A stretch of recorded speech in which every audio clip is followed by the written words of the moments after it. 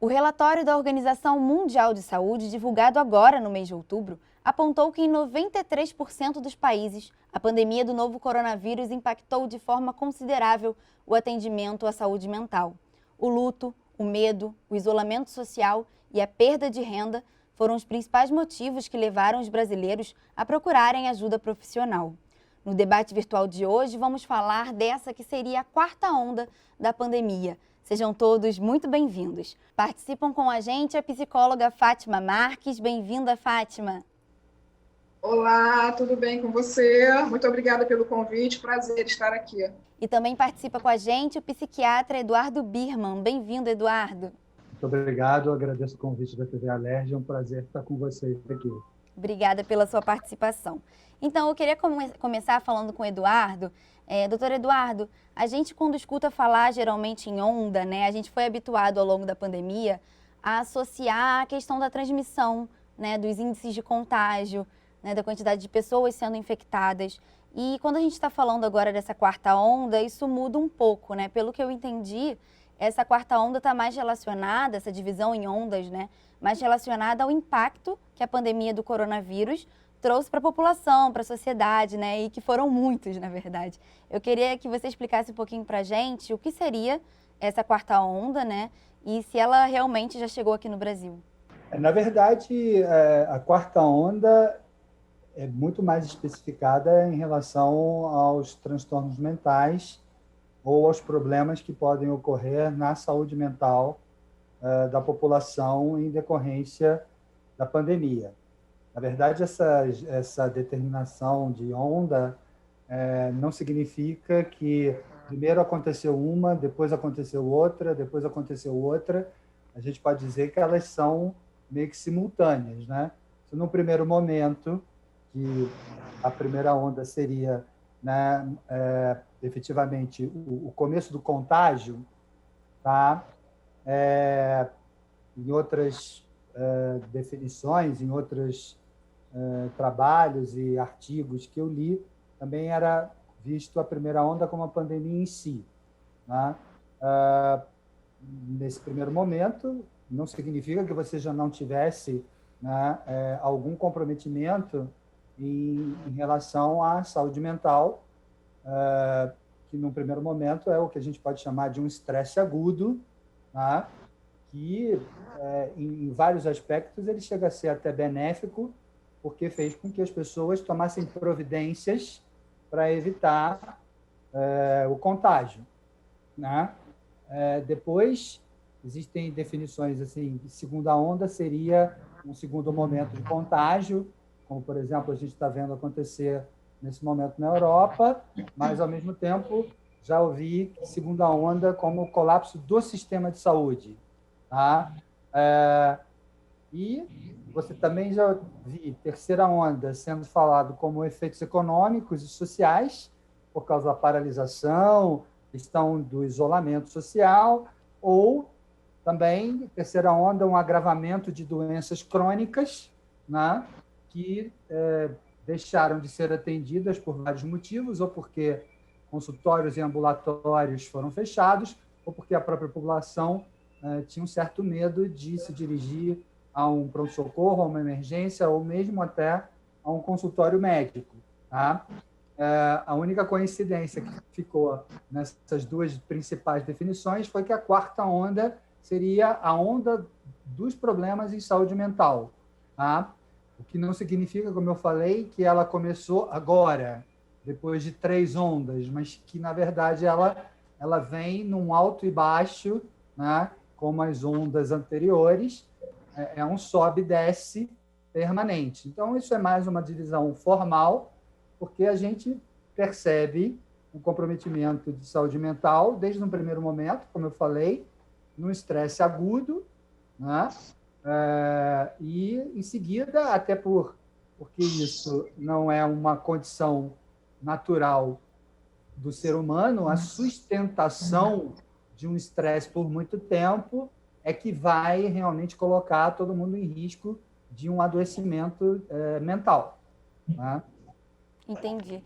E, doutora Fátima, como o doutor Eduardo estava falando, a gente passou por vários momentos aí, nessa pandemia, né? A gente já está há muitos meses, assim, e isso mudou a vida de todo mundo, né? De alguma forma, as rotinas, né? Muita gente mudou a rotina de trabalho, né? Começou a trabalhar de home office. Muita gente deixou de ver a família, né? Que é a questão social, que é tão importante para a gente, né? Os amigos, a família, deixou de sair, de se divertir, né? Fora de casa. E até teve mudanças, né? Na renda familiar. Essas mudanças todas podem ser os motivos, né? Dessa maior procura por atendimento psiquiátrico, psicológico, né? Para esse aumento dos problemas mentais? Inclusive, isso tudo que você relata de forma muito precisa. Chega a ser emblemática a mudança na procura por ajuda, apoio psicológico dentro do consultório, do início da pandemia, em março, aqui, quando as coisas começam a ficar evidentes, né, quando as coisas começam a ficar entendidas, digamos assim, pela população, para a busca das pessoas por apoio psicológico atualmente, em novembro. Existe uma mudança na característica da queixa, e é uma coisa bastante interessante. Eu poderia dizer que no início da pandemia, as pessoas tentavam entender o que seria mesmo isso, o que fazer com a pandemia, como se pudesse fazer alguma coisa com relação a ela, né? E hoje as pessoas que se encontraram dentro de si mesmas através do recurso da pandemia, através do recurso, né, de ficar dentro de casa, de todas essas mudanças que você cita, elas encontraram a si mesmas. E hoje a queixa mudou. Se antes era o que fazer com a pandemia, é o que fazer comigo hoje, que me encontrei dentro da pandemia. São duas queixas muito distintas, que tratam dentro de uma mesma vertente, mas uma mudança bem emblemática mesmo. E a gente tem algum perfil, doutora Fátima, assim, de quem pode ter sido mais impactado por todas essas mudanças na pandemia? Tem algum grupo, não sei, assim, os idosos, por exemplo, no início, né, ficaram extremamente isolados e muitos hoje em dia ainda continuam seguindo essa recomendação. As mulheres, a gente ouviu falar também bastante, né, dessa sobrecarga, de acúmulo de funções, né? Tem alguém que foi mais impactado nesse cenário todo? No entendimento de dentro da clínica psicológica, o adulto produtivo foi o mais impactado. Eu coloco isso porque existe o adulto produtivo lá na faixa dos 23 anos, o adulto ainda produtivo, e bastante produtivo, na faixa dos 56, 61 anos. Então, eu colocaria mesmo o adulto produtivo, esse que trabalhava, que tinha fazia atividade física, que interagia com os amigos, que tinha vida social.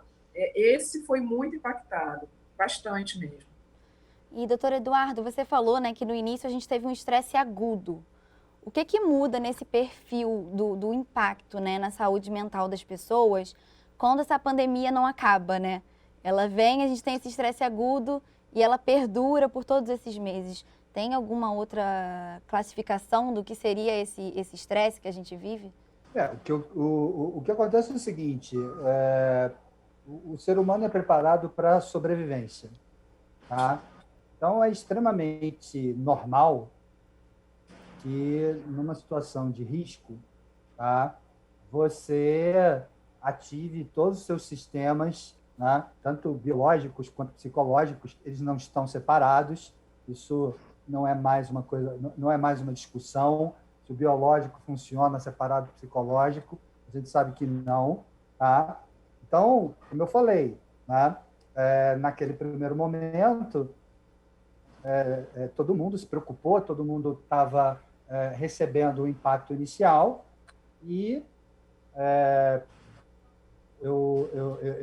como a gente tem a companhia aqui da psicóloga Fátima, vou me ater um pouquinho mais na parte médica, a gente vai ter uma ativação em áreas cerebrais que vão colocar o nosso corpo preparado para reagir, tá? Isso significa ter mais atenção, isso significa estar mais preparado para tomar uma atitude ou outra, entendeu? E, consequentemente, a gente pode dizer que um estresse agudo ele chega a ser benéfico, porque ele nos prepara para conseguir sobreviver. Qual o problema da pandemia? Ela já está durando aí, desde o anúncio oficial do primeiro caso no Brasil, que foi em 28 de fevereiro, né? Primeira morte acontecendo em março, tá? Então a gente já tem 7 meses. Não é possível o organismo resistir, entendeu, a essa continuidade do estresse. Então ele começa a desarmar, vamos dizer assim, os sistemas cerebrais, porque eles não vão resistir manter essa tensão permanente, esse cuidado permanente, e na hora em que isso se desarma, você perde, né? Fátima pode estar aí me corrigindo, você perde, inclusive, as estruturas psicológicas de defesa, né? Que são ativadas num primeiro momento, né? E o problema é exatamente esse, né? O estresse crônico ele vai levar a um adoecimento, que pode ser físico e, na maioria das vezes, mental. A gente tem visto nos consultórios, né? Se no primeiro momento a gente tinha pacientes que aumentaram, por exemplo, síndromes ansiosas e ataques de pânico, tá? Nós hoje estamos vendo, na verdade, um aumento significativo do número de pacientes em depressão, tá? Pacientes que vinham estáveis há muito tempo, desestabilizando nos seus tratamentos, tá?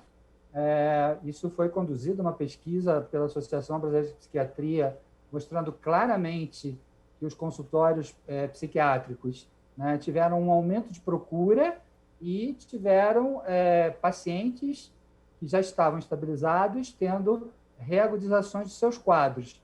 Isso é consequência da manutenção, né, do estresse. Entendi, doutor.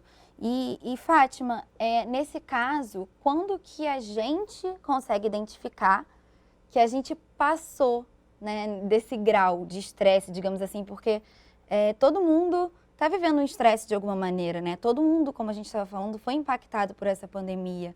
Como que a pessoa pode identificar que esse estresse merece uma atenção maior e que deve procurar um profissional? Eu teria uma palavra-chave que eu sempre oriento e eu sempre aplico. Aliás, é uma expressão e uma palavra-chave. Quando a pessoa diz, não aguento mais, enquanto expressão, ou quando ela percebe sofrimento, é a hora de buscar ajuda. Porque a ansiedade, na realidade, eu sempre falo sobre isso, necessidade de controle. Nós passamos um período grande tentando controlar, depois tentando contornar, e agora a gente já conseguiu compreender que nós estamos estáveis, né? Vamos botar aspas no estáveis dentro dessa circunstância. E todos aqueles ajustes, muitas vezes, todos aqueles ajustes que fizemos foram somente ajustes adaptativos, numa tentativa de controlar e de contornar a situação. Esse tempo, como muito bem falou o doutor Eduardo, esse tempo extensíssimo não nos permite mais que a gente consiga manter tanto esse controle ou termos tantos argumentos, né, para contornar as coisas. Estamos, de fato, de volta a nós mesmos. Só que de volta a nós mesmos, né, dentro de uma consequência, né, de tanta organização, desorganização, reorganização interna. E isso cria uma enorme angústia. Então, duas questões são primordiais para que as pessoas consigam perceber que elas precisam de ajuda. Quando ela fala, eu não aguento mais, isso pode ser uma conversa íntima, isso não precisa ser uma conversa com alguém. Esse encontro pode ser íntimo, ele deve ser íntimo, de uma conscientização de limites, que a conscientização de limites é imprescindível para a saúde mental da gente. E quando a gente está em sofrimento, seja ele o sofrimento mental, né, de uma agitação, de um não dormir, seja ele de um sofrimento físico, né, de insônia, questões gástricas, seriam esses os dois momentos. É muito importante que as pessoas fiquem atentas realmente. Você me permite, Fátima, acrescentar nessa colocação que você fez, perfeita, né? Eu observo muito a questão da funcionalidade. Então, quando você sente que você não está conseguindo mais funcionar, né? Ainda que para todos nós tenha sido bastante difícil uma adaptação, e ainda é bastante complicado uma adaptação, é a percepção do seu funcionamento nos vários campos da sua vida, né? O funcionamento não só do trabalho, mas o funcionamento nas suas relações sociais, funcionamento nas suas relações amorosas, tá? Então, perceber a sua condição de funcionalidade, tá? É um sinal fundamental para que você busque uma ajuda profissional. Obrigada, doutora. A gente vai fazer agora uma pausa na nossa conversa. Eu vou chamar um intervalo, né? Mas daqui a pouquinho a gente volta para falar desse assunto tão importante que é a saúde mental. E na volta a gente vai falar sobre até onde deve ir esse impacto, né? Se acaba junto com a pandemia ou se estende no pós-pandemia e o que a gente pode fazer para conter essa onda, né? Fica aí, daqui a pouquinho a gente volta.